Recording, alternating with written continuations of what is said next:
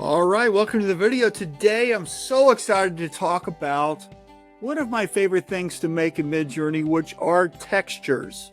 Now, this isn't as flashy as making a scene or an animal or a character or whatever, but if you're a graphic designer, if you're in marketing, if you're doing anything as a creative professional, you know how important textures are.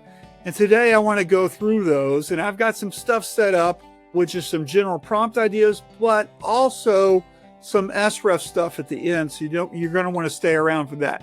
So let's get right to it. And I've got a prompt set up. And the idea here is I want to show you an easy way to create textures that you can use in Photoshop or Affinity or CorelDRAW or whatever you're using.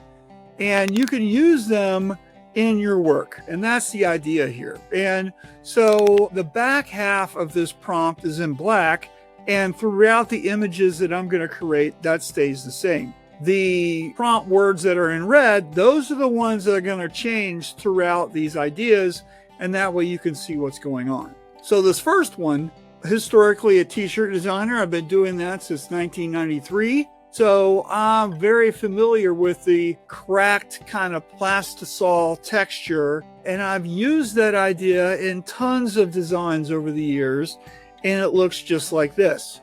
And of course, with Midjourney, we can create many different versions of this, and that's what's really fun. But I want to show you how you can use it. So here's the texture that I created with this prompt, and of course, we can apply it to a shape. In the circle shape, we added it, and it's about a 50% opacity level. And you can see that it really helps create a little bit of texture, a little bit of funkiness to it. But if we invert it, and that's the one in the square there, you can see it adds a different type of look. And then we can also put this inside of a word like ink right here. And so that adds a little bit of extra flavor, a little bit of extra dimension. And that's why I love doing textures, because, you know, if just this was a word in red ink, it's not as interesting as when it's got a little extra little flavor to the gumbo in there. And that's what makes it really cool. Now let's look at some other texture ideas. And this one is a halftone dot pattern. And of course, you can make this in Photoshop. It's really easy. I'm sure you've already done that. But in Midjourney, you can create a halftone pattern like this. And of course, we can add it to a shape, and we can make it black, or we can make it white, or we can make it a different color and add it inside of something.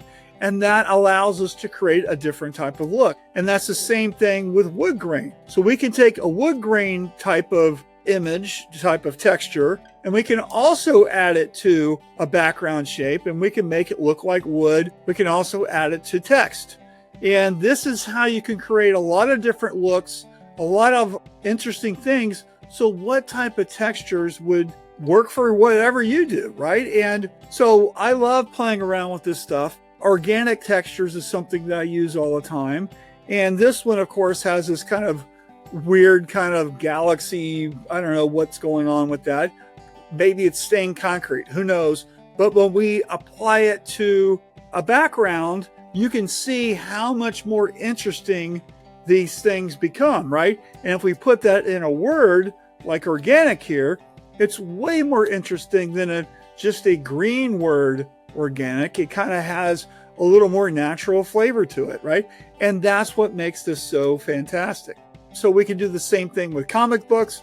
You know, I'm a big fan of comic books. I love the art of comic books. You know, frankly, I don't really care about the stories. I always just kind of want to see how things are drawn. And so that makes a really great prompt here. So we get this kind of zoomy image sometimes, and we can apply that to shapes, apply that to a word. And now this word comic instantly becomes way more interesting because of these lines, okay? This took a couple moments to design, and now we got something that looks way more interesting. And we can do the same thing with a lettered background. So if you're familiar with like letterpress, right? So the arranged type, that's kind of that look there, I guess. And we can take that and apply it to shapes and text just like the other ones. And here's my last one. And we're going to do a bunch of stuff with this. So a shattered glass pattern always delivers. I use that all the time. And what I really like about it is this kind of spider webby kind of look, right? And we can apply that to a shape in both real or kind of inverted. And we can also, when we put it inside some text, it really kind of makes that sing, right? So that's what's really cool about this stuff. But let me show you something else. We can take these ideas and we can apply an SREF code to them, and we can really drive this to different places.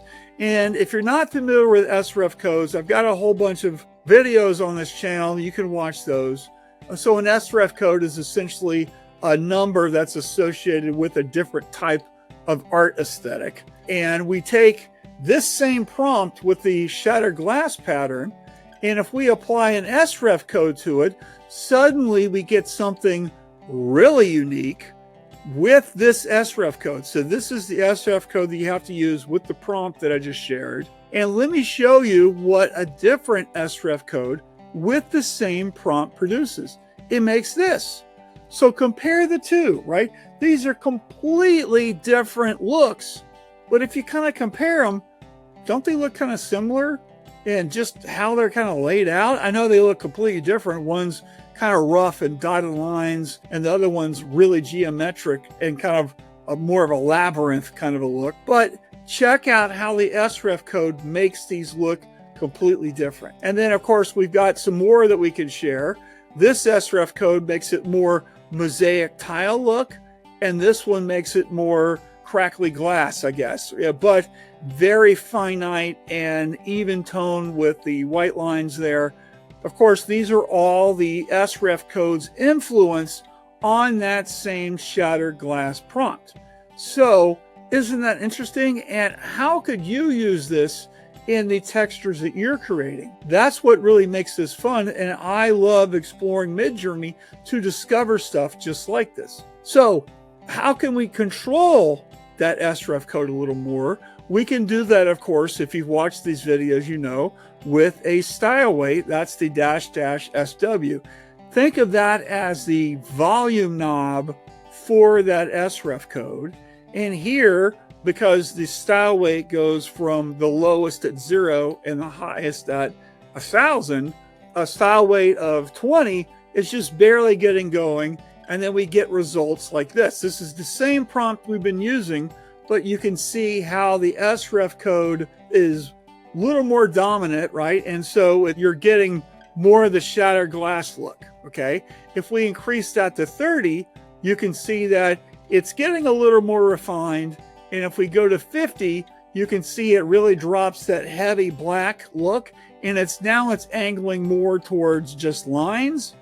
And if we hit 80, you can see we're getting more of that fingerprint kind of style look that this SREF code has.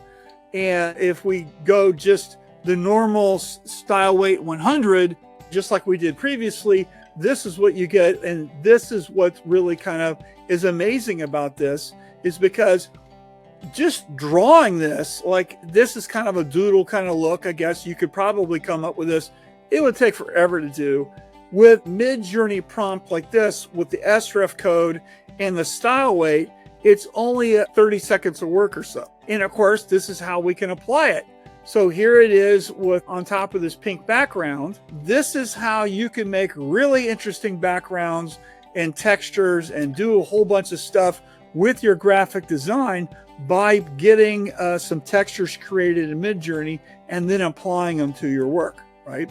So let's see a couple examples enlarged here. So here's one of glass, and of course this is the same result, and one is inverted for the background and the other one is just normal inside the word. Isn't that more interesting than just light blue with the darker greenish blue on there?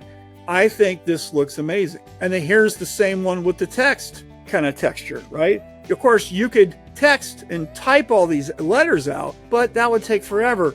With Midjourney, it's just a couple of moments of prompting and you get something that you can use.